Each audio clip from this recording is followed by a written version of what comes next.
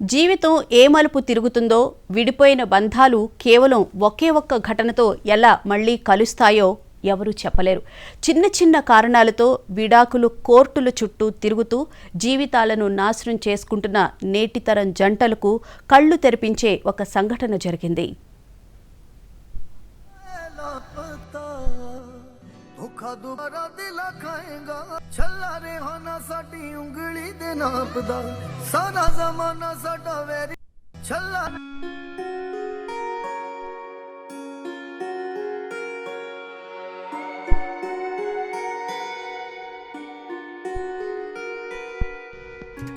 ఢిల్లీకి చెందిన శిఖా సింగ్ సౌరభ్లకు 2020లో వివాహం జరిగింది. అయితే పెళ్లైన కొద్ది రోజులకే మనస్పర్ధలు రావడంతో ఇద్దరి మధ్య గొడవలు మొదలయ్యాయి. కోపంతో శిఖా తన భర్తపై వరకట్న వేధింపుల కేసు పెట్టి విడాకులకు దరఖాస్తు చేసింది.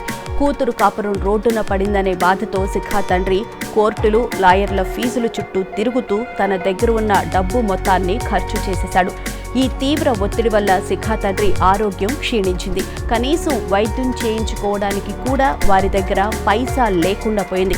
చివరకు ఆయనకు తీవ్రమైన గుండెపోటు రావడంతో ప్రైవేటు ఆసుపత్రికి వెళ్లే స్థోమత లేక ఓ ప్రభుత్వ ఆసుపత్రిలో చేర్పించారు. తండ్రి బతుకుతాడో లేదోనని చేతిలో రూపాయి లేక శిఖా ఆసుపత్రి కారిడార్లో కూర్చుని కన్నీరు మున్నీరుగా ఏడుస్తోంది.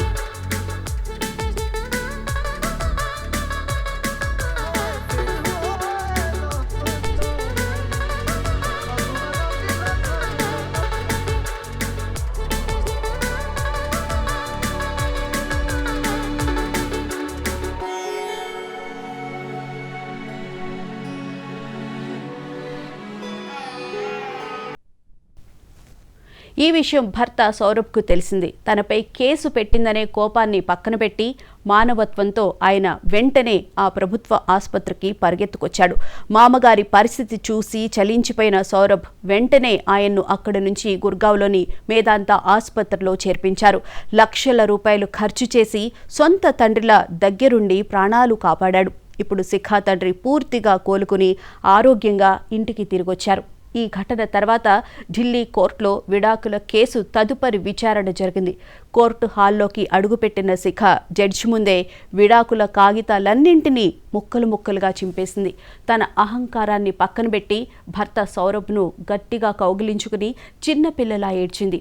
తప్పు తెలుసుకుని భర్తను కౌగిలించుకుని ఆమె ఏడుస్తుంటే కోర్టులో ఉన్నవారంతా భావోద్వేగానికి గురయ్యారు.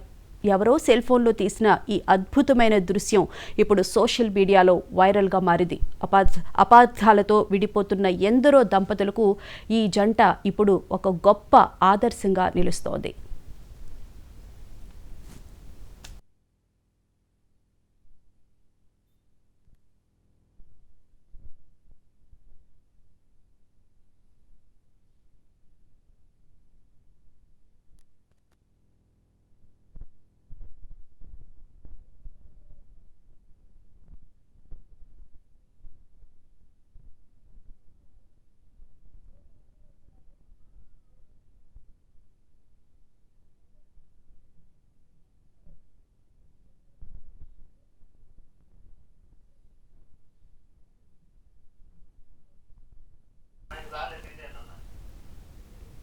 ఢిల్లీకి చెందిన శిఖా సింగ్ సౌరభ్లకు 2020లో వివాహం జరిగింది. అయితే వాళ్ళ మధ్య వచ్చిన మనస్పర్ధల కారణంగా విడిపోవాలని కోర్టులో కేసు వేశారు.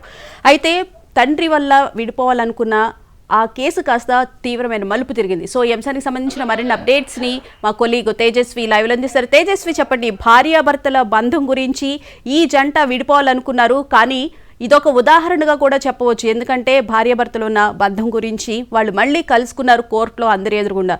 సో ఏమంటారు?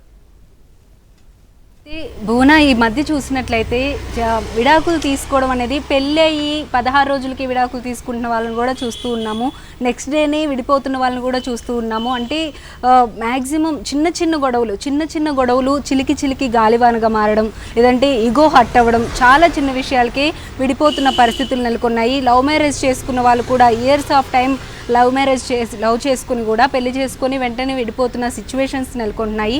దీనికి కారణం కొంతవరకు ఆ అమ్మాయి అబ్బాయి మధ్య ఉండే చిన్న చిన్న డిస్టర్బెన్సెస్ పెద్ద గొడవలుగా మారడం కావచ్చు, లేదంటే వాళ్ళిద్దరి మధ్యలో థర్డ్ పర్సన్ ఎవరైనా ఇన్వాల్వ్ అవ్వడం. అది థర్డ్ పర్సన్ అంటే వాళ్ళ పేరెంట్స్ కూడా అయి ఉండొచ్చు, అబ్బాయి పేరెంట్స్ అవ్వచ్చు, అమ్మాయి పేరెంట్స్ అవ్వచ్చు. ఎవరో ఒకళ్ళ ఇన్వాల్వ్మెంట్ అనేది అనవసరంగా ఉండడం వల్ల కూడా వీళ్ళిద్దరి మధ్యలో డిస్టర్బెన్స్ వచ్చే పరిస్థితులు కూడా కనిపిస్తున్నాయి. అయితే ఈ కేసులో మనం చూసినట్లయితే శిఖ అలాగే సౌరభ్ వీళ్ళిద్దరూ కూడా 2020లో వివాహం చేసుకున్నారు. ఆ తర్వాత వీళ్ళకి కూడా నార్మల్గానే చిన్న చిన్న గొడవలు అనేవి రావడం జరిగినట్లుగా కూడా తెలుస్తోంది. ఆ చిన్న చిన్న గొడవలే ఉండే కొద్దీ చిలికి గాలివాన్గా మారి పెద్ద గొడవలుగా మారి ఇద్దరు కూడా విడాకులు తీసుకున్న సిచ్యువేషన్ నెలకొంది. ఆ టైంలో అమ్మాయి తండ్రి ఎవరైతే ఉన్నారో ఆయన కూడా అమ్మాయికి సపోర్ట్ చేయడం, విడాకులు కావాలి అని చెప్పి ఆయన బాగా సపోర్ట్ ఇవ్వడం అయితే జరిగింది. అయితే కోర్టులు విడాకులు తీసుకొని అతని మీద అనవసరంగా వరకట్నం వేధింపుల కేసు కూడా తప్పుగా పెట్టడం కూడా జరిగింది. అయితే ఈ గొడవల మొత్తంలో వాళ్ళ నాన్న అతనుకున్న ఆస్తి మొత్తాన్ని, అతనికి వచ్చే ఇన్కమ్ మొత్తాన్ని కూడా ఈ కోర్టుల కోసం పెట్టడం, కేసు కోసం పెట్టడం, లాయర్లకు పెట్టడం, ఇదంతా కూడా దీనికే ఇన్వెస్ట్ చేశాడు అతను. వీళ్ళిద్దరిని కలపడానికి ఎంతవరకు ఆలోచించారు అనేది అయితే నిల్లన్నట్లుగా కూడా కనిపిస్తుంది ఇందులో చూసినట్లయితే. కానీ ఫైనల్గా వచ్చేటప్పటికి మాత్రం అతను మొత్తం డబ్బులంతా కోల్పోయి తన కూతురు జీవితం కూడా పాడైపోతుంది అని తెలుసుకున్న తరుణంలో ఆ బాధలో అతనికి హార్ట్ అటాక్ వచ్చిన సిచ్యువేషన్ నెలకొంది. అతని దగ్గర ఉన్న డబ్బంతా లాయర్లకి కోర్టులకే పెట్టడం వల్ల కనీసం హాస్పిటల్లో కూడా జాయిన్ అవ్వలేని పరిస్థితిలో వాళ్ళ నాన్నగారు అయితే ఉన్నారు. అయితే ఆ టైంలో ప్రభుత్వ ఆసుపత్రిలో జాయిన్ చేసి అతని పరిస్థితి విషమించిన టైంలో సౌరభ్ ఎవరైతే ఉన్నారో శిఖ హస్బెండ్, అతను ఏమాత్రం కూడా వాళ్ళపైన గ్లడ్జ్ పెట్టుకోకుండా, ద్వేషం పెట్టుకోకుండా, అమ్మాయి మీద ఎంత ప్రేమ అయితే ఉందో ఆ ప్రేమని చూపిస్తూ తన తండ్రిని ఆ ప్రభుత్వ హాస్పిటల్ నుంచి తీసుకెళ్ళి ఒక ఢిల్లీలోనే చాలా పెద్ద హాస్పిటల్, మంచి హాస్పిటల్లో తన తండ్రిని జాయిన్ చేసి అతనికి చికిత్స జరిపించి తన తండ్రి జీవితాన్ని మళ్ళీ తెప్పించిన వాడయ్యాడు. సో దాంట్లో ఈ సమయంలోని ఇదంతా జరుగుతున్న టైంలో మళ్ళీ కోర్టులో అయితే కేసు రన్ అవుతూ ఉన్న టైంలో తను కోర్టుకి వెళ్ళి ఆ విడాకుల పేపర్లు ఏవైతే ఉన్నాయో అవన్నీ కూడా చించేసి అతని కాళ్ళ మీద పడి క్షమాపణ చెప్పి అతన్ని హగ్ చేసుకొని ఏడ్చిన పరిస్థితి అయితే నెలకొంది. ఈ మొత్తంలో చూసుకుంటే కనుక అమ్మాయి ప్రేమ ఉన్నా సరే తను అర్థం చేసుకోలేకపోయింది. మధ్యలో థర్డ్ పర్సన్ అవ్వచ్చు, లేదంటే ఇంకేదైనా ఇగో హట్ అవడం వల్ల కావచ్చు. కానీ ఆ అబ్బాయి మాత్రం ఏమాత్రం కూడా కోపం, ద్వేషం అనేది చూపించకుండా తన భార్య మీద ఉన్న ప్రేమను మాత్రమే అతను స్వచ్ఛంగా చూపించాడు. కాబట్టి ఫైనల్గా వీళ్ళిద్దరూ కలిశారు. సో వీళ్ళని ఆదర్శంగా తీసుకొని అనవసరంగా చిన్న చిన్న గొడవలతో విడిపోయే వాళ్ళు చక్కగా ఇకనైనా అర్థం చేసుకొని వాళ్ళిద్దరి మధ్యలోకి థర్డ్ పర్సన్ అనే వాళ్ళని రానివ్వకుండా వాళ్ళిద్దరి మధ్య ఉన్న గొడవలు వాళ్ళే సాల్వ్ చేసుకుంటే కనుక ఈ గొడవలు అనేవి జరగకుండా ఉంటాయి. ఎన్నో కేసులు ప్రశాంతంగా కూల్గా ముగిసిపోయే పరిస్థితి ఉంటుంది. చక్కగా వైఫ్ అండ్ హస్బెండ్ కలిసి ఉండే సిచ్యువేషన్ అయితే ఉంటుంది. రకంగా చెప్పాలంటే ఈ రోజుల్లో ఇప్పుడు జరిగింది చాలా మంచి పరిణామం అని చెప్పుకోవచ్చు. Bhuvana. Right, thank you Tejaswi.